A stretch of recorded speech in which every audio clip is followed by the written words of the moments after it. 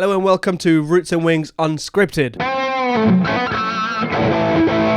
Today we're going to be talking about our insane, great week that we had about a year ago in April, when we had the opportunity to go and support a band called Joker Out on their See You Soon European tour. And we opened up for their UK leg of their tour, and it was just insane. So today I'd like to talk about a bit of the feelings of what that was about, and just the whole week and the whole thing. So what did you think? So basically this whole process with this fancy drink, right? Sponsored. So when we did this kind of process, so I think it was early in the year, like January, March time, right? Something like that.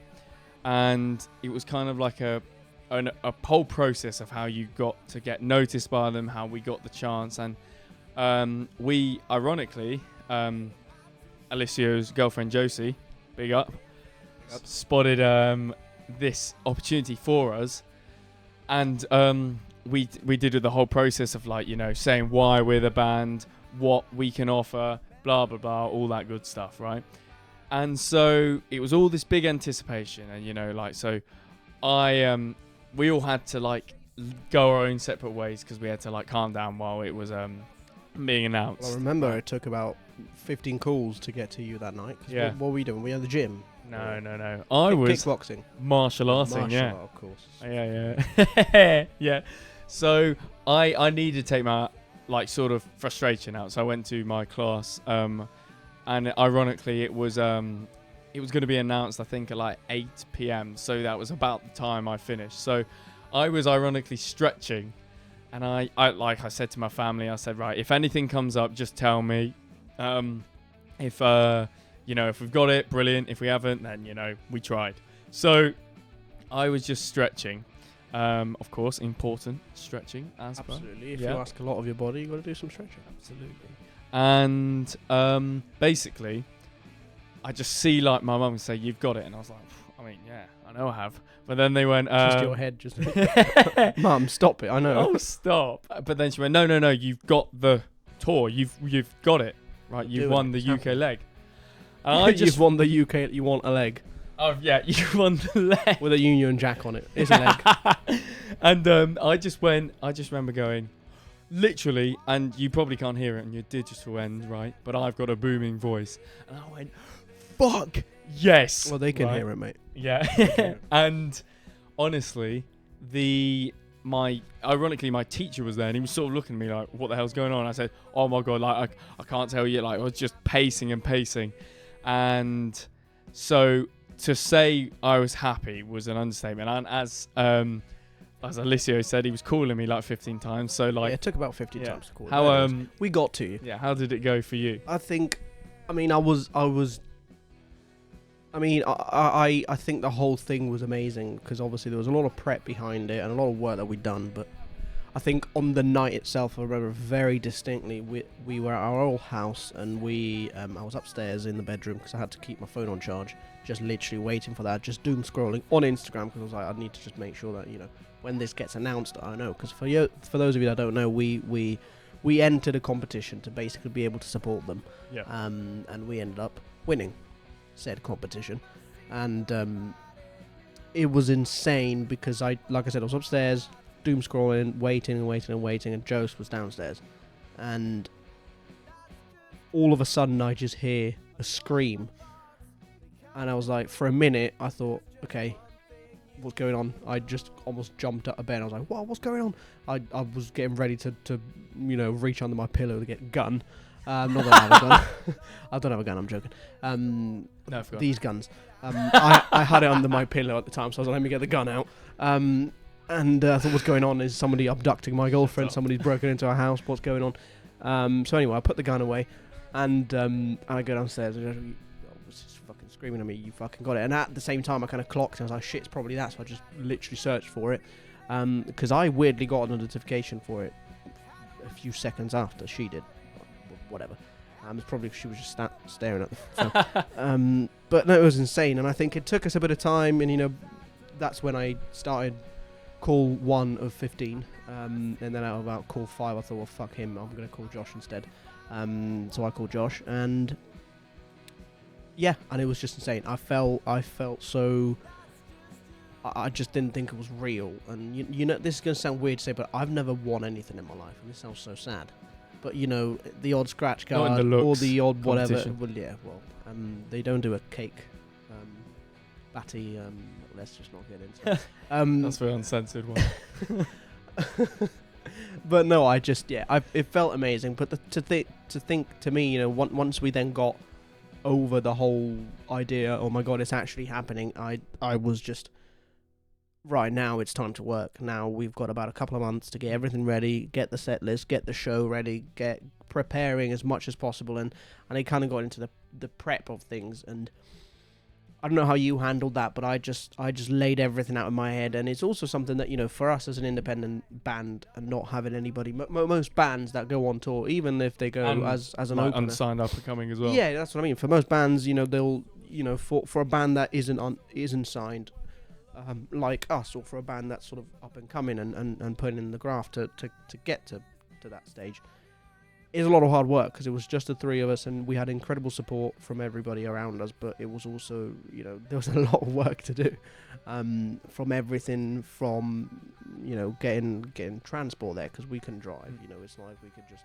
drive up, because the tour meant that we needed to play 3 shows across London, Manchester and Glasgow, and just, you know, even thinking, okay, now we've got to take it in steps, think about transport first, and then you think about the hotels and staying where we had to stay, and, you know, the budget, how much is this going to cost us, you know, it was a lot to think about. And I don't know about you, but it was kind of everything, something took over, and I was like, right, this is what we need. And obviously, personally speaking, we all had our things where there was things that we needed to work on together.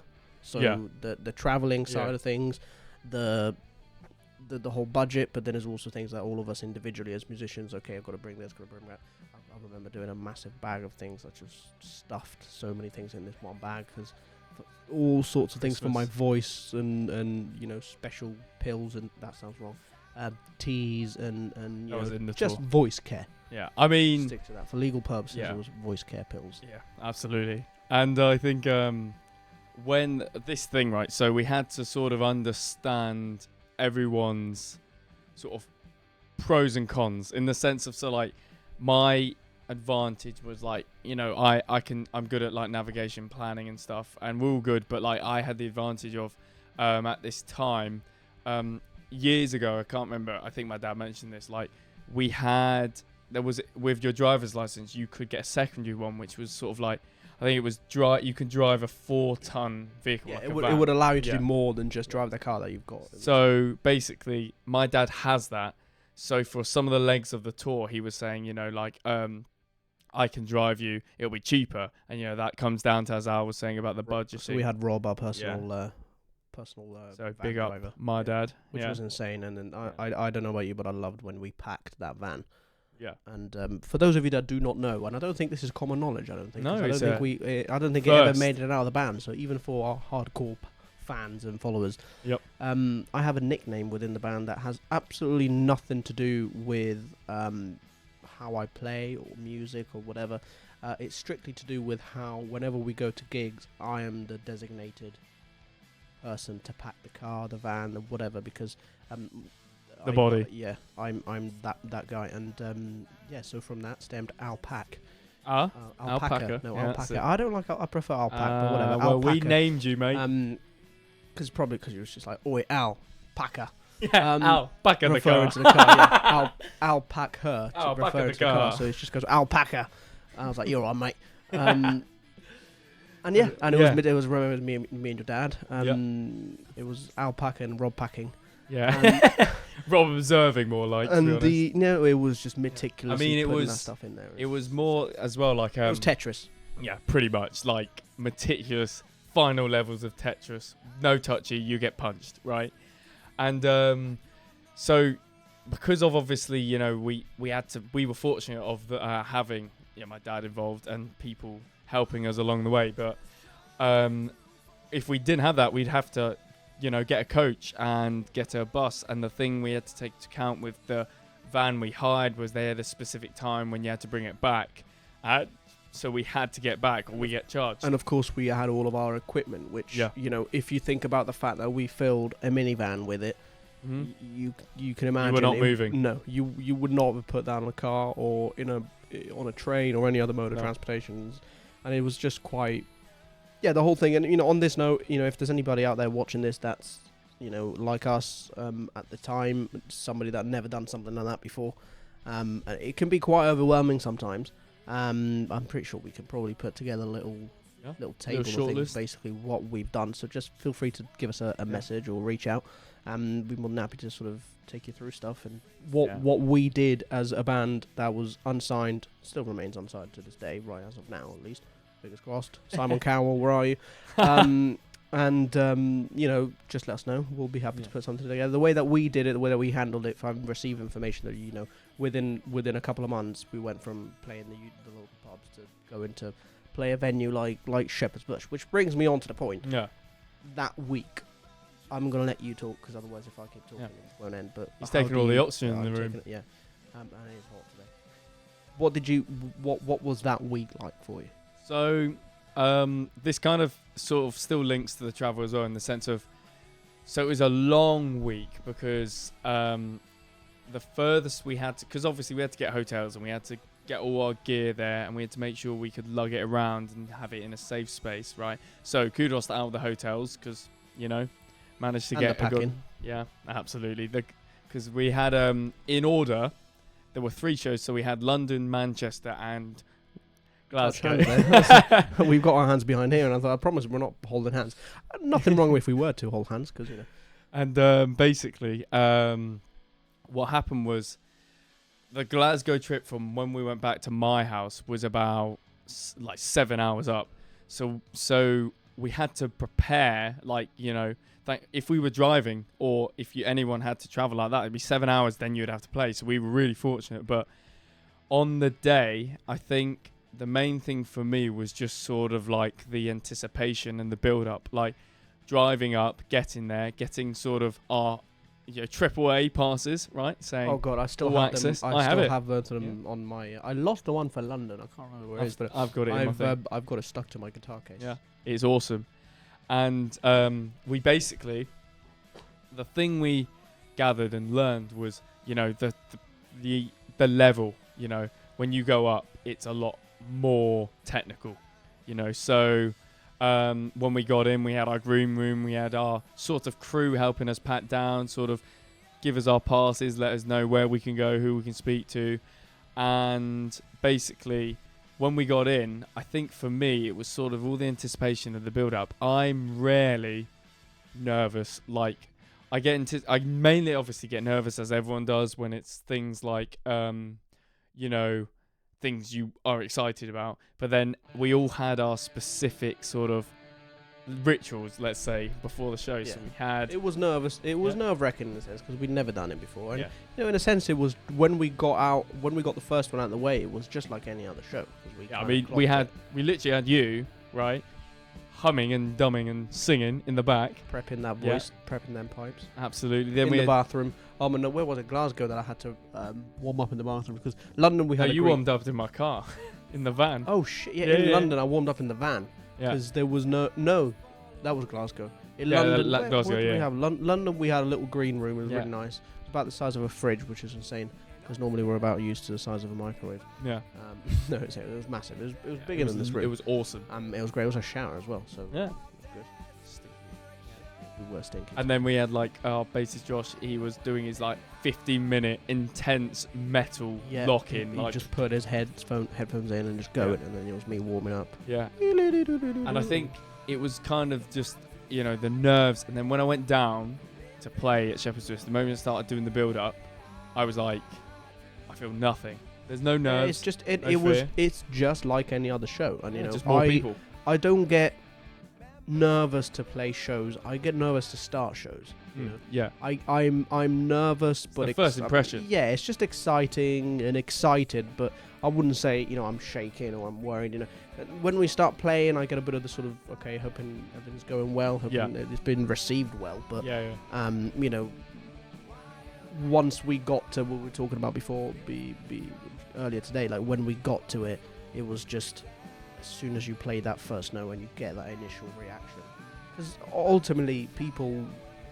I'm sure it probably is in a sense common knowledge, but at the same time you probably wouldn't think of it. But for a musician on stage, a lot of how the show goes is the people that they play to. So if there's an initial reaction of booing, then obviously it's going to be different. But you can feel the crowd. And there was nothing, was there? It was it was insane. There was, because we were like the opener band. We weren't on the bill, so we were sort of unknown. People knew we won, but they didn't know what we liked. So we got on and we played.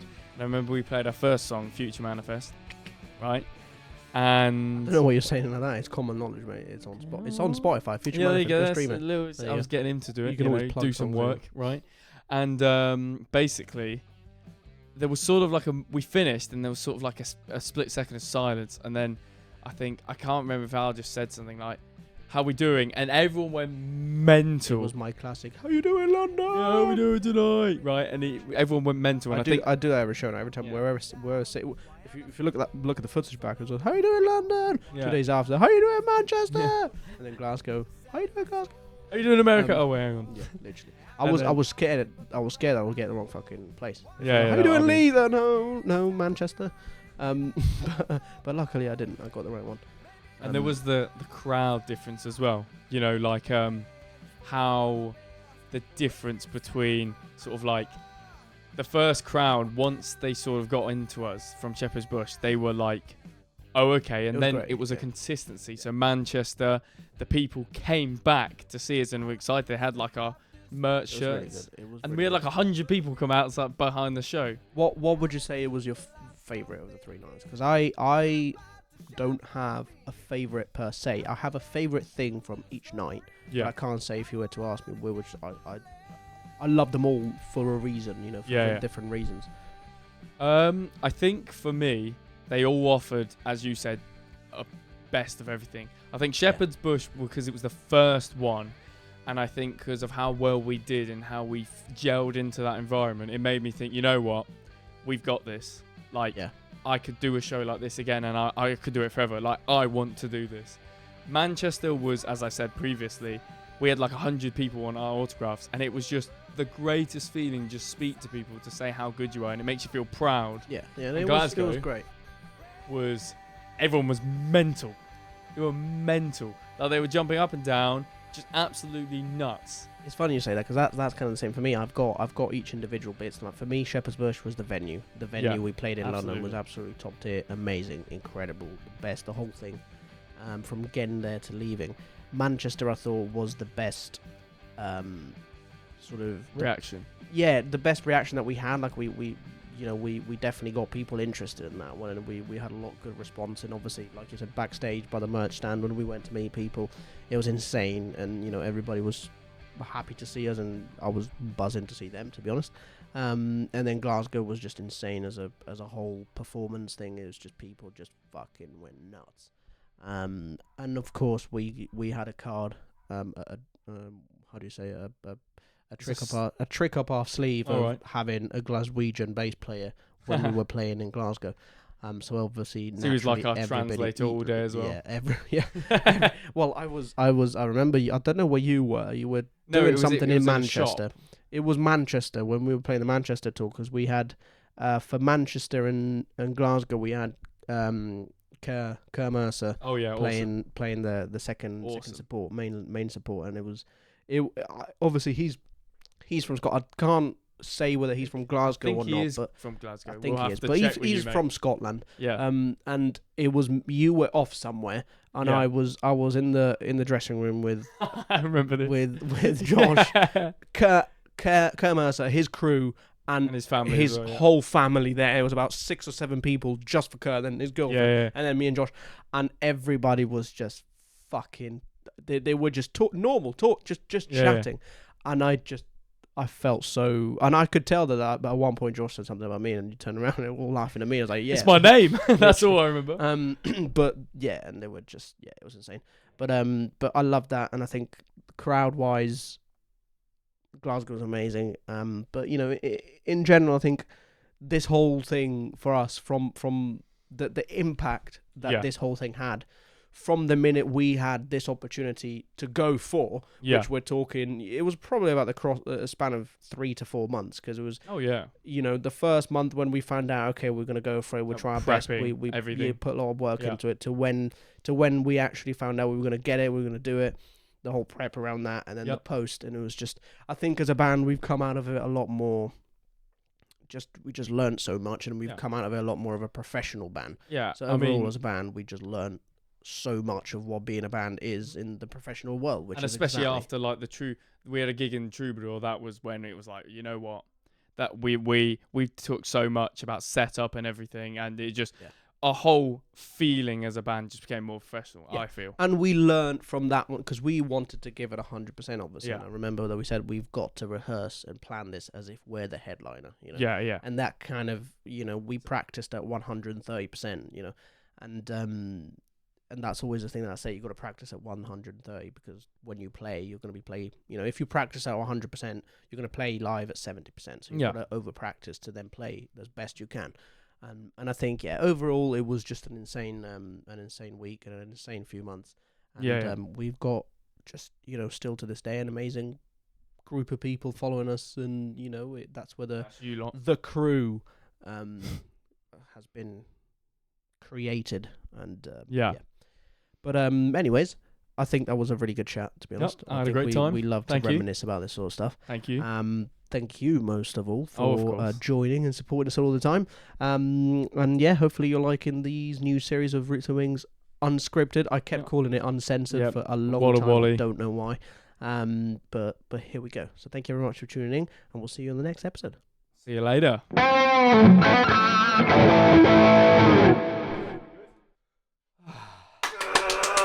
22 minutes.